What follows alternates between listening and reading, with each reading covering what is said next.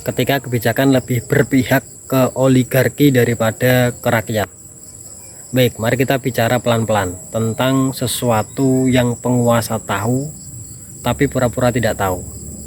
Kebijakan yang lebih ramah kepada para pemilik modal dibandingkan kepada rakyat yang tinggal di tanahnya sendiri. Lihat Sumatera, misalnya. Hutan yang dulu menjadi benteng ekologis kini menyusut drastis karena pembukaan lahan secara ugal-ugalan demi kepentingan para pengusaha. Sedangkan rakyat dapat apa? Dapat banjir, dapat longsor, dapat musibah,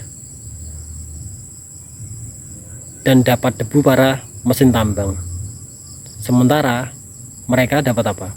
Mereka dapat konsesi tambang yang luas, mereka dapat uang, mereka dapat legalitas yang rapi, mereka dapat keuntungan yang terus mengalir.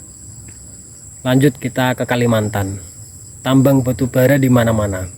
Lubang raksasa yang ditinggalkan tanpa pemulihan memadai juga di mana-mana. Rakyat dapat apa?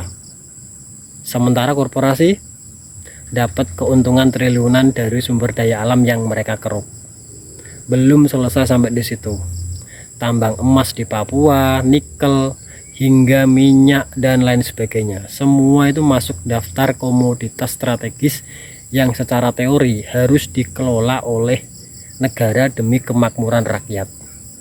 Namun yang terjadi sekarang apa?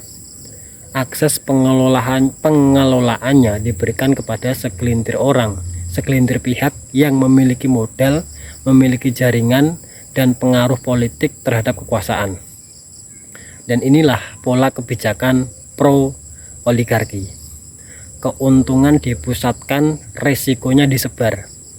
Keuntungan mengalir ke segelintir orang, resikonya dan dampaknya disebar ke jutaan rakyat. Sementara posisi rakyat dalam banyak kasus itu hanya dua. Apa itu? Sebagai penonton dan sebagai korban.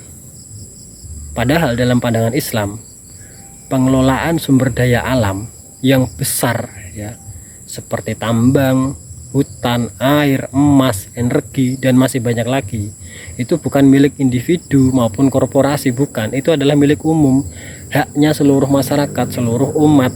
Rasulullah SAW bersabda, al-muslimuna suraka'u fi salasi fil ma'i wal kala'i wan nar. Yang oleh para ulama modern itu ditafsirkan mencakup energi, mineral, dan kekayaan alam yang strategis. Artinya apa? Dalam Islam, model pengelolaannya itu bukan diserahkan kepada segelintir pemilik modal, bukan. Aset publik itu dikelola oleh negara dan hasilnya nanti dikembalikan seluruhnya kepada rakyat dalam bentuk apapun itu, pendidikan, kesehatan, infrastruktur, dan lain-lain. Selama sumber daya alam kita dimiliki segelintir orang, asing, swasta, pribadi, dan lain sebagainya, maka selama itu pula kerusakan-kerusakan, bencana-bencana akibat kebijakan itu akan terus terjadi. Solusinya apa? Tetap kembali pada Islam.